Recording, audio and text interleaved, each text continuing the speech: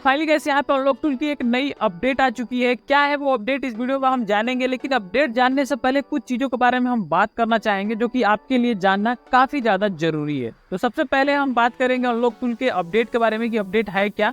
फिर इसके बारे में बात करेंगे कि हम इसमें एक प्रॉब्लम आ रही है उसके बारे में हम डिस्कस करेंगे। तो ये देख सकते हैं यहाँ पे अनलॉक टूल का यहाँ पे आपको स्क्रीन पे दिख रहा होगा 2023 11/23 का ये अपडेट है, यानी कि ये कल के डेट में अपडेट आया हुआ था और ये एंड्रॉइड के ऊपर बेस्ड है और iOS पे दोनों पे ही ये अपडेट आया है। तो अपडेट के बारे में हम डिस्कस बाद में करेंगे, पहले एक चीज़ के बारे में बात कर लेते हैं। आपको याद होगा कुछ टाइम पहले मैंने CM2 के बारे में बताया था कि जो CM2 टूल है उसके अंदर कई बार क्या होता है कि हम किसी फ़ोन को अनलॉक करते हैं या फिर फ्लैशिंग वगैरह करते हैं, तो अदर टूल में फ्लैशिंग करते हैं तो जैसे फ्लैश फाइल सेम है, लेकिन अगर वही काम हम किसी और टूल में करते हैं तो फ्लैशिंग के दौरान फ्लैश कंप्लीट हो जाता है फ़ोन, लेकिन कोई भी फ़ोन में और जो प्रॉब्लम उसकी वो सही नहीं होती है, जो भी आपकी प्रॉब्लम हो फ़ोन की जिसकी वजह से आप फ्लैश कर रहे हो। लेकिन वही काम आप CM2 में फ्लैश कर रहे हो तो प्रॉब्लम सही हो जाती है, पहली चीज़। और दूसरी चीज़ कि CM2 टूल के अंदर क्या होता है कि अगर आप उसको कोई भी फ़ोन अनलॉकिंग करते हो, चाहे कोई भी फ़ोन को आप वो करते हो, मतलब कुछ भी करते हो, फ्लैशिंग वगैरह खास तौर पर अगर करते हो तो वो उसका बैकअप ले लेता है, ऑटोमेटिक बैकअप लेकर रख लेता है, सिक्योरिटी बैकअप, ताकि अगर गलती से कोई प्रॉब्लम आ जाए तो आपका सिक्योरिटी रहे, eMMC का जो आपका IMEI नंबर है वो आपके पास सेफ रहे। तो ये काम दूसरा उसका फ़ायदा मुझे लगा। तीसरा फ़ायदा CM2 को लगा कि अगर आप उससे रीड इन्फो करके किसी फ़ोन को अनलॉक करते हो तो उसको कभी डेड नहीं होने देता है। ये मैंने आपको कई बार ये बात बताया है, तो ये अपना खुद का एक्सपीरियंस है, देखा गया इस चीज़ को। और बहुत सारे हमारे शॉप से जुड़े हुए लोग हैं जो CM2 यूज करते हैं और बाकी अदर टूल भी यूज करते हैं, तो उनसे ये चीज़ हम बात किए हैं तो मुझे पता चला है। तो ये चीज़ आप समझ गए। इसके अलावा अभी हम बात करेंगे अनलॉक टूल की। तो अनलॉक टूल में आपको पता होगा अनलॉक टूल अभी के डेट में सबसे ज़्यादा तगड़ा अपडेट दे रहा है। अनलॉक टूल मतलब समझ लीजिए कि सबका देखा जाए तो सबसे ज़्यादा अपडेट इसी पे आता है, सबसे जल्दी अपडेट आता है, सबसे ज़्यादा मॉडल इसमें ऐड है। इसके अलावा इसके अंदर सबसे ज़्यादा मॉडल आप देखोगे हर टूल की अपेक्षा इसमें ज़्यादा सपोर्टेड है।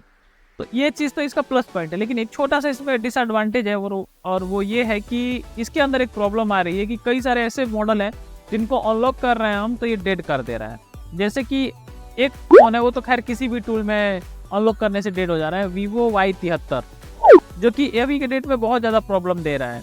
तो आप लोग अगर अनलॉक करना सोच रहे हो तो मत करो, ना तो FRP ना फॉर्मेट, उसी तरह से उसको अनलॉक मत करो, हाथ से हो जाता है तो किसी टूल से मत करो आप, क्योंकि FRP भी सिर्फ कर देने से वो फ़ोन का जो UFS उसके अंदर एक्चुअली लगा है, UFS के अंदर जो उसकी फाइलें होती हैं, वुड फाइलें, उसको हम लूम फाइल बोलते हैं, LUM।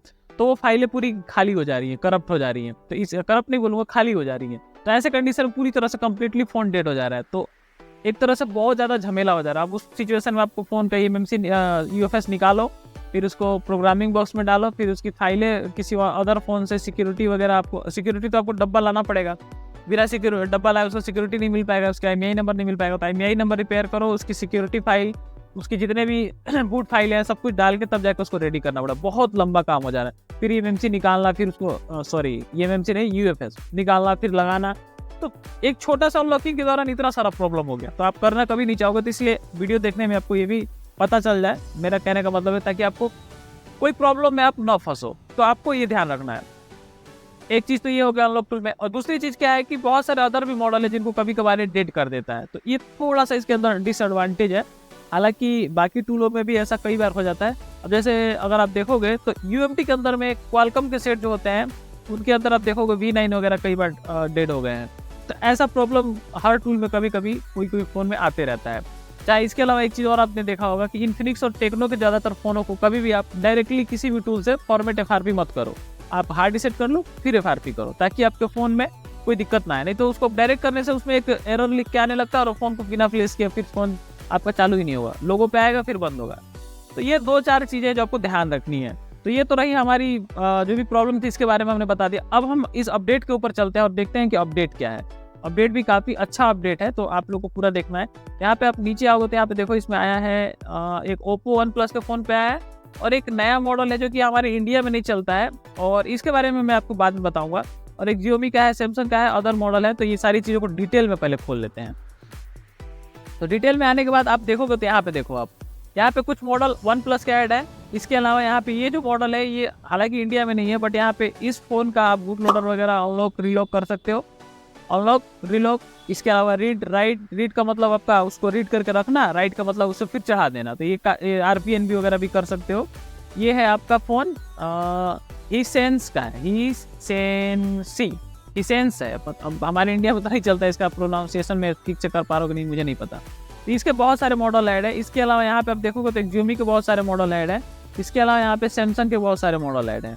और नीचे में आप देखोगे तो यहाँ पे एक है आपका, एक ये नया फ़ोन है स्पार्क्स Neo 7 Ultra। और वाई वगैरह तो आपको पहले से पता है, GT भी आपने बहुत बार सुना है, लेकिन ये 2-4 मॉडल है जो कि नए हैं। तो पहले मैं आपको इसको दिखा देता हूँ। ये हिसेंस जो है, यहाँ पे देख सकते हैं इस टाइप के इसके फ़ोन आते हैं। एक तरह से आप देखोगे तो ये इन्फिनिक्स और टेक्नो के जैसा ही लगभग सेम मुझे नज़र आता है इस फ़ोन का मॉडल। और वहीं अगर हम बात करें इस वाले फ़ोन की, ये स्पार्क न्यू वाला, तो इसको भी आप देख लो, ये इस टाइप का फ़ोन है। काफ़ी महंगा फ़ोन है। आप देखोगे तो यहाँ पे देखो 32,000 का रेट दिखा रहा है इसका, हालांकि लेकिन इसका भी यहाँ पे सपोर्टेड है। मतलब ये ऑल ओवर आप देखा जाए तो इंडियन जो फ़ोन है, जो इंडिया में चलते हैं, इसके अलावा बाहरी कंट्री में जो है सारे ही फ़ोन इसमें अपडेटेड हैं। और ZT तो आपने देखा ही होगा, आईटेल के जैसा इसका मॉडल एक दिया हुआ है, इस पर इन्होंने ऐड कर दिया है इसका अपडेटेड। तो यही था। और कुछ लास्ट में एक चीज़ और इन्होंने दिया है, रीड iOS 17 रिकवरी मोड में। मतलब iOS 17 को आप रिकवरी मोड में जाके रीड करके अपने कंप्यूटर में सेव करके रख सकते हो। किसी भी फ़ोन का iOS 17 वर्जन अगर आपको अपने फ़ोन से रीड करके रखना है, तो अगर आपके पास इंटरनेट सुविधा उपलब्ध नहीं है तो आप चाहो तो रीड करके भी रख सकते हो। हालांकि जो अनलॉक टूल चलाएगा वो बिना इंटरनेट को चला भी नहीं पाएगा, तो ये रीड करने का कोई मतलब ही नहीं बनता है। अब तो डायरेक्ट इंटरनेट से डाउनलोड करके भी यूज कर सकते हैं। फिर भी यहाँ पे ऑप्शन दिया है, तो आपका हमारा बताना काम है। तो यही अपडेट था छोटा सा। बाकी पहले मैंने जो चीज़ें बताई उसको अगर आपने गौर किया हो तो आप इस सभी चीज़ों को ध्यान रखें और वीडियो पूरा कंप्लीट कभी भी देखा करें, क्योंकि जब भी हम किसी चीज़ के रिलेटेड वीडियो बनाते हैं अपडेट से रिलेटेड, तो उसमें आपको बहुत सारी चीज़ों के बारे में बताते हैं जो कि आपको बाद में प्रॉब्लम ना दे जाए। तो ये चीज़ें भी आपको ध्यान रखनी है। बस इस वीडियो में इतना ही, मिलेंगे किसी और वीडियो में, तब तक के लिए जय हिंद दोस्तों।